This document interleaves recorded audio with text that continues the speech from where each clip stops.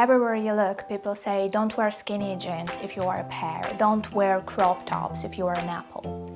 Forget all these old-fashioned rules, because in this video I'm going to show you how to wear absolutely anything you love and look incredible doing so. Plus I'll cover tricky zones like stomach and arms that we all sometimes feel insecure about. Hi!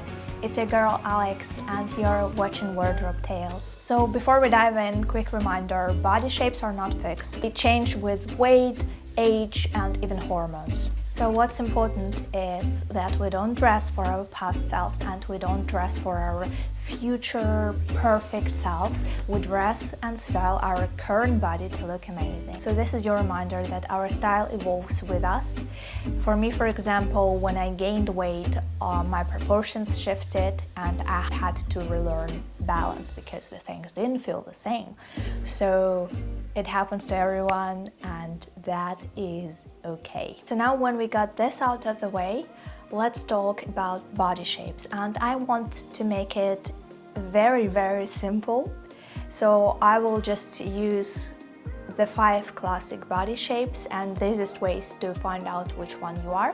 So there are 5 classic body shapes: hourglass, inverted triangle, pear or triangle, rectangle, and apple. So hourglass is considered the perfect body shape.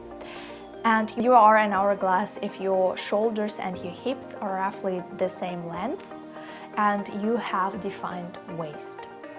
And if you have broader shoulders and narrower hips, then you are an inverted triangle like myself. Pear or triangle is the opposite of inverted triangle. Think about the classic triangle. So the shoulders are going to be narrower than the hips. Then we have rectangle. And the difference between rectangle and hourglass is that even though the shoulders and the hips are roughly the same measurement, hourglass has defined waist and the rectangle is more straight. So the last one is apple, and what defines apple is that it's fuller around the midsection. So as you can probably tell, a lot of this is about where your body stores fat. So for pear, the fat is usually stored in the thighs and the butt and the hip area. And for the apple, for example, it's usually stored in the midsection. Remember, this is just guidelines. So if you are, for example, a rectangle, you can still have a little bit of waistline. It's just not as prominent as it is in hourglass, for example. Before we start breaking the rules, let's briefly cover what usually works for each body shape. These are the foundations that will make experimenting easier. If you're an hourglass and you want a balanced styling, you should never forget about the waist, otherwise you will be boxy. So what helps not to lose that balance? We're talking wrap dresses, we're talking anything belted, we're talking high-rise jeans with tops being tucked in. It looks flattering because it mirrors your natural proportions. And let's not forget, your proportions are considered to be the golden standard, so it would be a crime to lose them. If you're an inverted triangle like myself, don't worry, I've got a lot of knowledge about styling this exact shape because that's my shape. But also you are in a good company because most of the models are inverted triangles. Anyways, our main goal is to balance the shoulders. And how do we do so? We add volume to the bottom. Think balloon pants and skirts, wide leg pants, flare jeans, A-line dresses. That way the body feels harmonious because we add the volume where it's lacking, the hips. If you're a pear, you have something in common with J-Lo, but also when you style your outfit, you want to shift the attention upwards. So what looks great on you? Some type of padded or statement shoulders, puff sleeves, really bold big necklaces, lighter tops with darker bottoms. That keeps eyes moving upward while hips flow naturally. If you're a rectangle, no worries. There are easy shape-shifting techniques that will help you create curves without plastic surgery. So what looks good on you? So we're talking peplum tops, belts are your best friends, and wrap dresses, same as hourglass. Anything that cuts in the waistline creates definition. So ideally, you would need want to define the waist and add a little bit of volume at the hips to create the curve. And if you're an apple, you want to elongate and skim. So on you, V-necks look great, open jackets, straight pants, fabrics that drape instead of being too tight are your friend.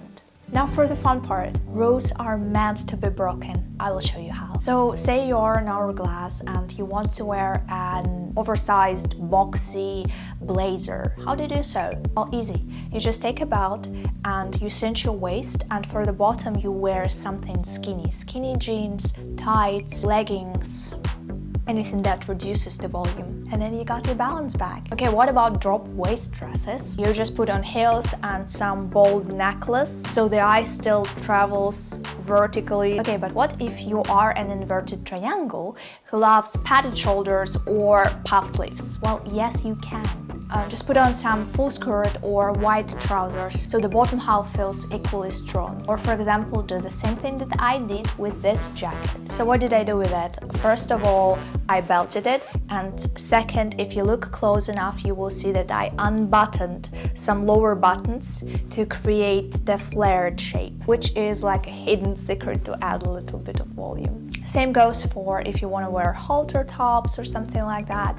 You just balance it out by adding a little bit of volume in your bottom half. If you're a pair who wants to wear skinny jeans or leggings, I'd suggest you pair it with something that has either structured shoulders or puffy sleeves, or has something like a big flower or a bow somewhere around the shoulder area or a big collar, and suddenly it feels chic, not unbalanced. You want to wear a mini skirt but look balanced in it, same goes here. You just need some dramatic or statement top basically. If you're a rectangle and you want to wear that comfy shapeless maxi dress, you can do so by just creating a little bit of waist. The obvious way to create waist would be by adding a belt, but you can do so also in a less obvious way by pairing it with a cropped jacket or cardigan. And if you want to wear boyfriend jeans, you can do so by pairing them with a fitted or a cropped top to bring the curve back.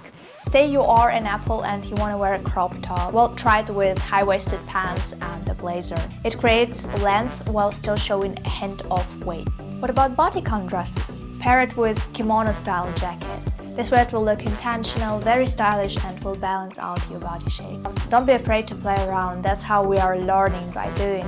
Sometimes I'll deliberately wear a rule breaker just to see how I can style around it. And let's be real, sometimes it's not even about body shape, it's about those little areas that makes us feel less confident. I'm talking stomach, legs, arms, even bust sometimes. So if for whatever reason you want to cover your stomach, what will work well is wearing a wrap dress, wearing anything high-waisted, or wearing something layered.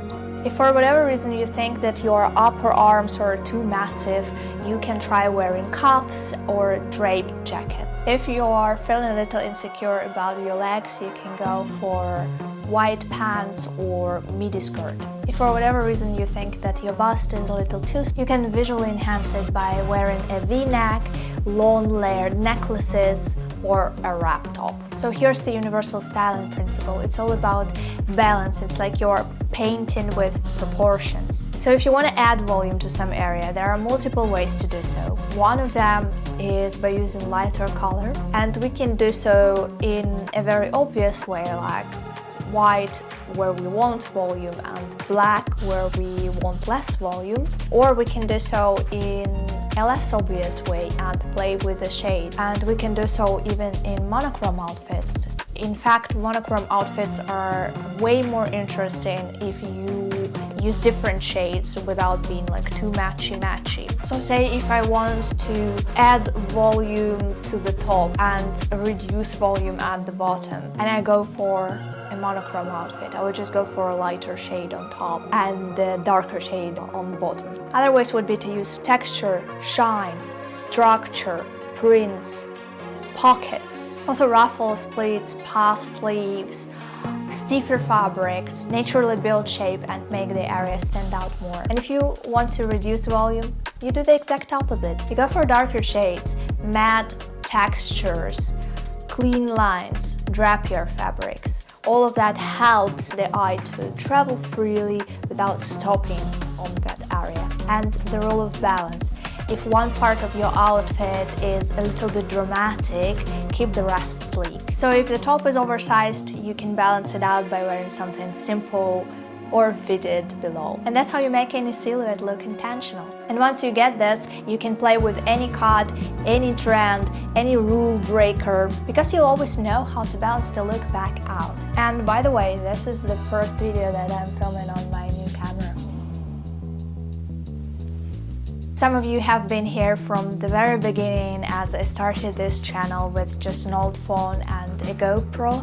So thank you for being here while the quality keeps improving. And if you've been waiting for the perfect moments to start something in your own life, take it as a sign. Start with whatever you have now. And I'm not talking about starting a YouTube channel or something, I'm talking like in general, anything. Start with whatever you have now, keep improving along the way, it gets better. And speaking of starting, I'd love to hear from you in the comments. Which body shape do you relate to the most? What is your favorite rule-breaking item that you love to wear? Even this video was requested by one of you, so I really do read everything and I answer, and listen. If this was helpful, please give it a like, subscribe, and I'll see you in the next video. Bye!